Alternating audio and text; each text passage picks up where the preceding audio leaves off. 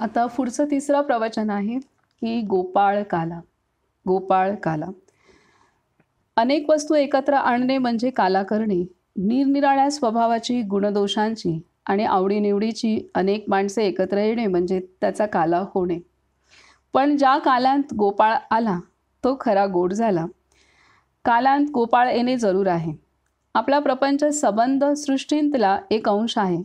सृष्टीमध्ये जे आहे ते आपल्या प्रपंचांत आहे. अर्थात जे आपल्या प्रपंचांत आहे ते सृष्टीमध्ये दिसू शकेल. मग प्रपंचांतल्या कालांत ज्याने गोपाळ आणला त्याला सृष्टींतला गोपाळ दिसायला वेळ लागणार नाही. गोपाळ काला करताना नाना तऱ्हेचे खेळ खेळतात, धिंगा मस्ती करतात, पण हे सगळे करताना गोपाळ मात्र विसरत नाहीत. तसे प्रपंचात सगळ्या गोष्टी करताना या गोपाळाच्या मुळे आहेत ही जाणीव ठेवून वागणे हे गोपाळकाल्याचे खरे बीज आहे. हा गोपाळकाला प्रत्येकाने आपापल्या घरी करावा. त्याला कशाचीही गरज नाही. तेथे कसलाही भेद नाही. तेथे एकच टिकून एकाला भजावे लागते.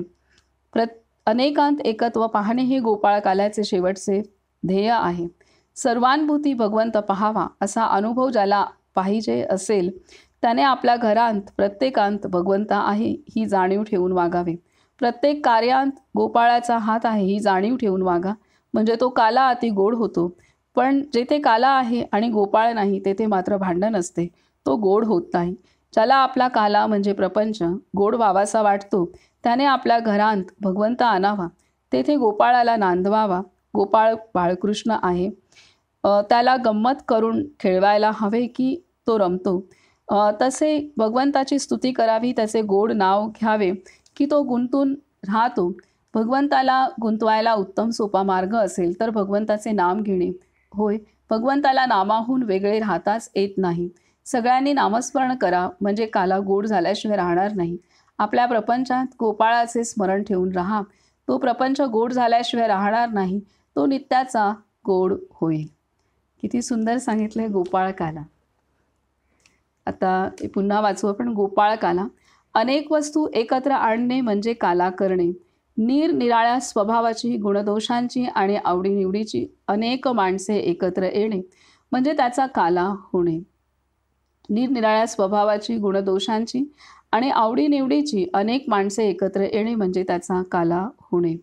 पण ज्या कालांत गोपाळ आला तो खरा गोड झाला. कालांत गोपाळ येणे जरूर आहे. आपला प्रपंच संबंध सृष्टीतला एक अंश आहे. सृष्टीमध्ये जे आहे ते आपल्या प्रपंचात आहे. अर्थात जे आपल्या प्रपंचात आहे ते सृष्टीमध्ये दिसू शकेल. मग प्रपंचांतल्या कालांत ज्याने गोपाळ आणला त्याला सृष्टींतला गोपाळ दिसायला वेळ लागणार नाही. गोपाळ काला करताना नाना तऱ्हेचे खेळ खेळतात, धिंगा मस्ती करतात, पण हे सगळे करताना गोपाळ मात्र विसरत नाहीत. तसे प्रपंचात सगळ्या गोष्टी करताना या गोपाळाच्या मुळे आहेत ही जाणीव ठेवून वागणे हे गोपाळकाल्याचे खरे बीज आहे. हा गोपाळकाला प्रत्येकाने आपापल्या घरी करावा. त्याला कशाचीही गरज नाही. तेथे कसलाही भेद नाही. तेथे एकच टिकून एकाला भजावे लागते. तेथे एकच टिकून एकाला भजावे लागते. अनेकांत एकत्व पाहणे हे गोपाळकाल्याचे शेवटचे ध्येय आहे. सर्वानुभूती भगवंत पाहावा असा अनुभव ज्याला पाहिजे असेल त्याने आपल्या घरांत प्रत्येकांत भगवंत आहे ही जाणीव ठेवून वागावे. प्रत्येक कार्यांत गोपाळाचा हात आहे ही जाणीव ठेवून वागा, म्हणजे तो काला अति गोड होतो. पण जेथे काला आहे आणि गोपाळ नाही तेथे मात्र भांडण असते, तो गोड होत नाही. ज्याला आपला काला म्हणजे प्रपंच गोड व्हावासा वाटतो त्याने आपल्या घरांत भगवंत आणावा, तेथे गोपाळाला नांदवावा. गोपाळ बाळकृष्ण आहे, त्याला गंमत करून खेळवायला हवे की तो रमतो. तसे भगवंताची स्तुती करावी, त्याचे गोड नाव घ्यावे की तो गुंतून राहतो. भगवंताला गुंतवायला उत्तम सोपा मार्ग असेल तर भगवंताचे नाम घेणे होय. भगवंताला नामाहून वेगळे राहताच येत नाही. सगळ्यांनी नामस्मरण करा म्हणजे काला गोड झाल्याशिवाय राहणार नाही. आपल्या प्रपंचात गोपाळाचे स्मरण ठेवून राहा. तो प्रपंच गोड झाल्याशिवाय राहणार नाही, तो नित्याचा गोड होईल.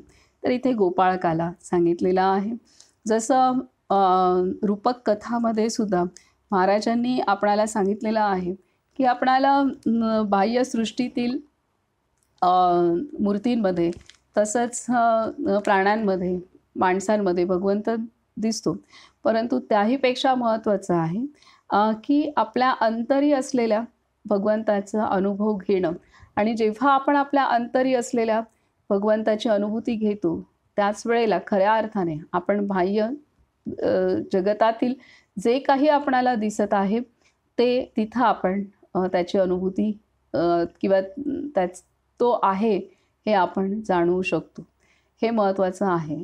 अ, तर आणि ते नामसाधनेने आपण साध्य करू शकतो. नवविधा भक्तीच्या आधारेच आपण आपल्या अंतरी असलेल्या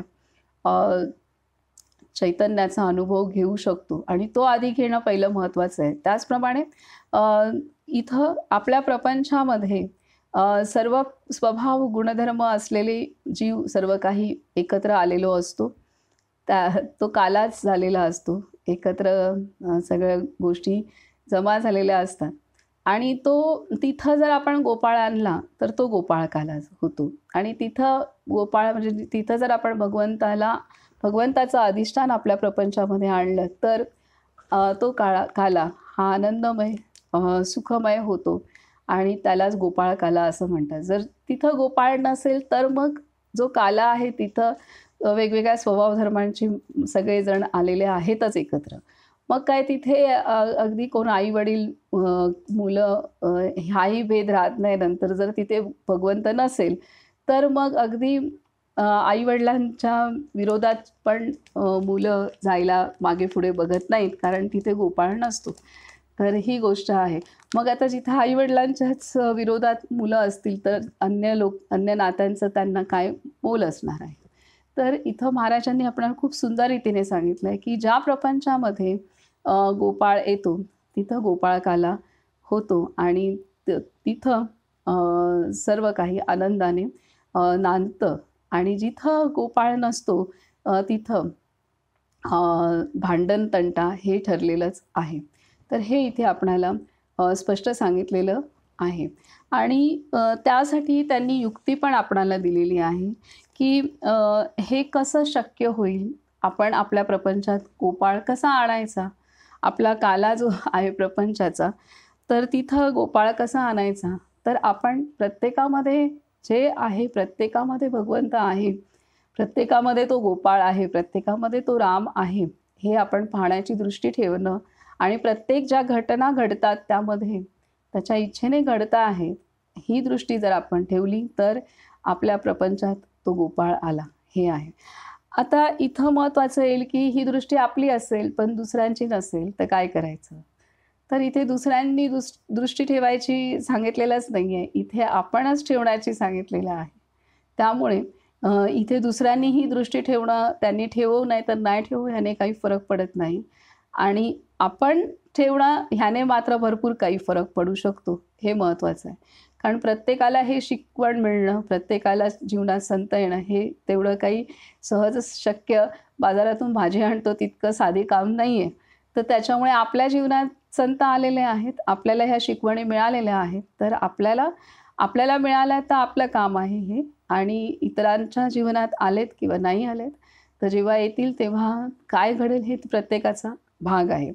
परंतु आपल्या जीवनात आले तर आपलं हे काम आहे आणि आपण ते करणं आवश्यक आहे. तरच तो जो काही काला आलेला आहे, आपल्या प्रपंचरूपी कालात आपला सहभाग झालेला आहे, तर तिथं तो काला गोपाळ काला होऊ शकतो. हे इथे खूप सुंदर रीतीने आपणाला सांगितलेलं आहे. आता पुढचं 4थं प्रवचन आपण वाचूयात, की भगवंताची कृपा.